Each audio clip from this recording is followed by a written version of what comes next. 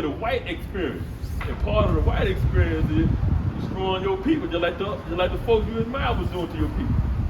You want to live their life. And one of the things they did was lie to us, cheat our people, abuse our people. They didn't kill our people, they did all these things to our people. And since we want to live their life so much, we want to do how they did to our folks. Even though that means doing it to your own kinfolk, your own family. We didn't care. People crazy. Because Christianity, they got people crazy. But now we come back, we leaving that crazy stuff behind, and we come back to who we are. That's right. Some sanity. This going back to the man. This is the book of 1 Timothy chapter 6, verse 11. Bring it out. But thou, O man of God, flee these things, and follow after righteousness, godliness, faith, love, patience, meekness. Fight the good fight of faith. We got to go to those things that we were taught. To go away from, we got to go to those things. We got to go to those things. Bring them things out again, brother. Yes, sir. But thou, O man of God. That's us. That's us. We just didn't know it. But we always know that this world wasn't quite what we didn't want to get down with what this world was all about. We always had a part of us that didn't really want to get down with this world, man. Because we the men of God, man. We men of God. That's the reason why we was always we weren't comfortable with everything this world was pushing. Bring it out. Even though we was lost in this world, didn't know what was going on, we just weren't comfortable with everything that this world was putting out there. Because we the men of God. What did it say, brother? But thou, O man of God, flee these things, and follow after righteousness. Follow after righteousness. And that's what we were doing. I was trying to get some of my brothers to follow righteousness along with me, man. The world, that would be going against the grain. And a lot of my buddies, man, they didn't want to go against the grain. Everything was saying, go that way, go left. I'm saying, hey, man, we ought to go this way. Right. But ain't nobody going that way, but nobody hardly. But everybody going this way, they want to go that. They say that's where it's supposed to be. And you got to be able to split from people. Because one gonna lead the other.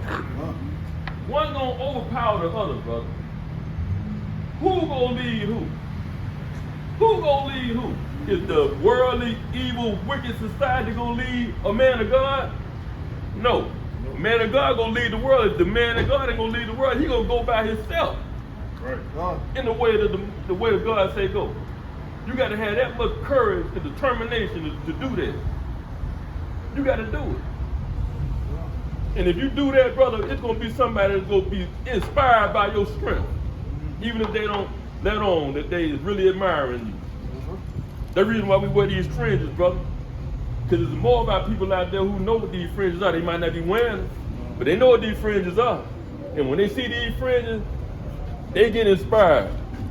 They grow a little bit more.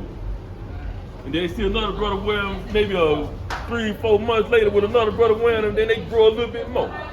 And then guess who gonna be seen with them next? They gonna be seen with them next, but they gonna put them on their clothes. That's right. See, they was led.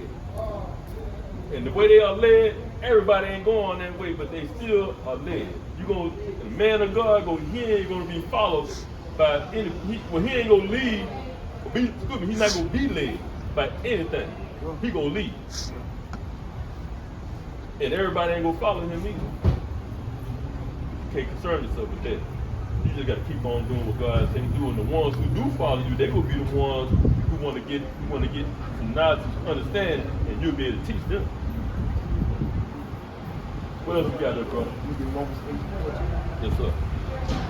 But it's a lot to do, it's a lot to learn, and we're getting a late start in life, brother. But hey, man, what they say, it's better late than never, right?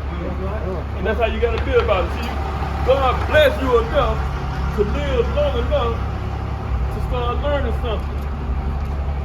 And he got mercy on you, man. He been showing you mercy all your life. There's a lot of people, man, that died back when you probably knew some people in your elementary who died back in elementary. You probably know some people in high school that died back in high school. You probably knew some people back when you was in your early 20s that didn't make it out their doggone 20s. brother. So God, He's been preserving you. He's been preserving you for a reason, bro. He has. Just like He preserved me. And the rest of these brothers over here. He's been preserving our people because you was chosen before you even knew it. You ain't just, he ain't just spun a wheel and well the arrow pointed, that's who he go preserve. No, he knew you before you were formed in the womb. Yes, sir. Book of Jeremiah, chapter 1, verse 5. Yes, sir. Before I formed thee in the belly, I knew thee. And before thou camest forth out of the womb, I sanctified thee. And I ordained thee a prophet unto the nations. That's the reason why when you came into this world, man, you weren't really liking everything you were seeing. Even though nobody could explain to you why things are the way they are, you still wasn't, you wasn't jiving with that. I wasn't jiving with the Christmas stuff. Christmas trees and stuff, I wasn't jiving with that. We had one.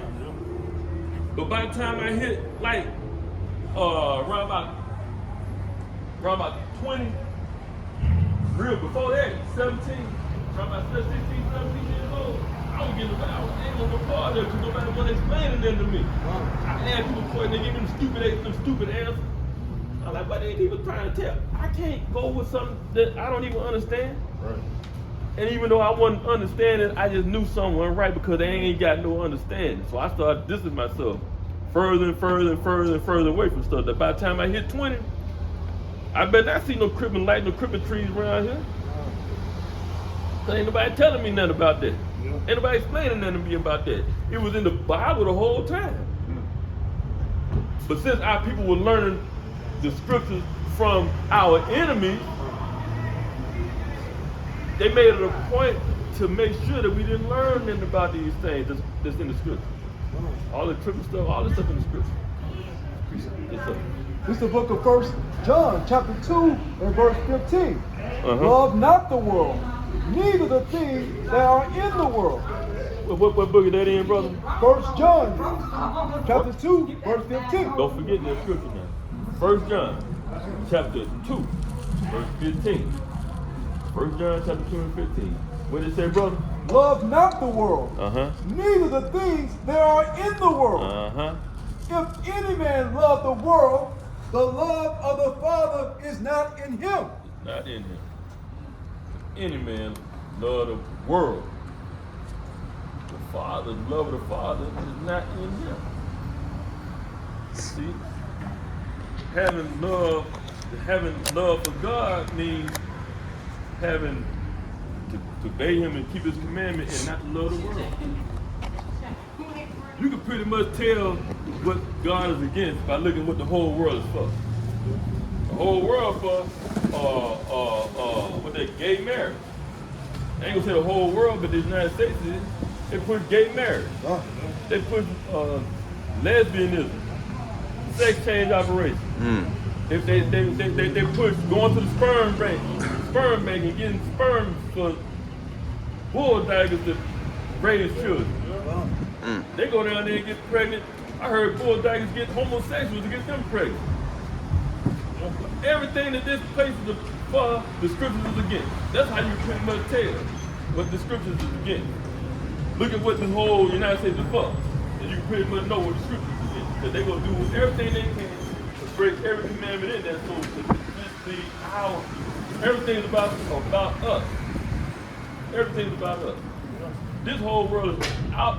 This whole world is turned out of course because we out of course. What did it say, brother? For all that is in the world, the lust of the flesh, and the lust of the eyes, and the pride of life is not of the Father, but is of the world. See, we don't supposed to live like that. If we're gonna have strong feelings, we don't supposed to have no strong feelings about what we want to do, how great we is, how special I am. Now we say we special because God say we special, but we don't go outside of that and start trying to go overboard and go down that road. We stay on track, on course of keeping His commandments and being obedient to Him. He say we great, and we gonna be great doing what He say do. We just gonna be great trying to be wicked. Be great coming up with our own thing to do, say how great I am, and forgetting about Him. We're going to be great doing what he say do. That's right. We're going to be great doing that.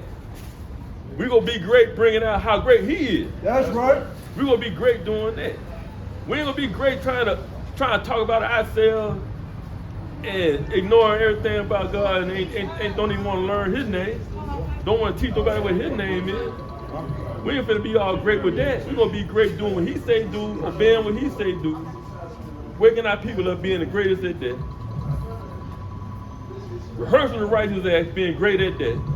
Doing everything we need to do to when we get back to get us back in that kingdom, and we get back in that kingdom, do like he said do, and continue doing like he said do. We're gonna do it in the kingdom, but we're gonna practice it now. See, we ain't just supposed to be here, just staying keeping our nose clean and paying bills and say I raised my children all by myself, or I sister did this college. That's not good enough. That ain't nothing to God. God said you ain't did nothing I said, you ain't learned my name, you ain't kept none of my commandments, you ain't kept none of my holy days. You ain't did nothing that I said do, you just did things that people say you should do. Ignoring him the whole time. So we got more to do than what this world tell us to do.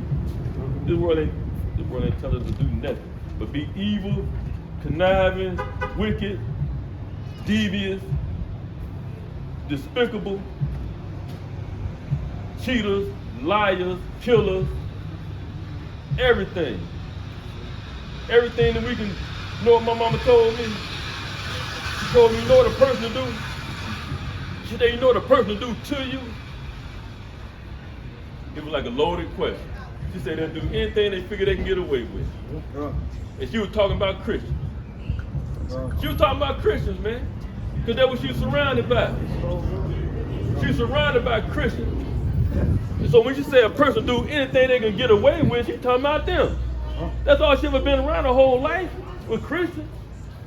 So when she said a person do anything they can get away with, that's what they'll do to you. And then she started giving me some scenarios. Christian stuff. Somebody meet you and talk to you and be kind and nice to you. You think you made a friend. You might not see them till later on that night. They'll come back to kill you. Like say you was out somewhere camping by yourself and they came to your campsite, that's what you gotta watch out for. If some Christian folk came up and talked to you all nice and kind, they leave there, you better get your guns ready. You better set your booby traps up or whatever. You better not get no sleep that night. Because them Christians, they might come back and decide to kill you and take everything you got. See, she was warning me about this stuff a long time ago. Because that's what she experienced, that's what she been around, that's what she knew about. Been in church all them years and surrounded by all them people all that time. She won't tell me about no Israelite will do that to you. Because we commanded not to do that. She was talking about what the Christian folks do too.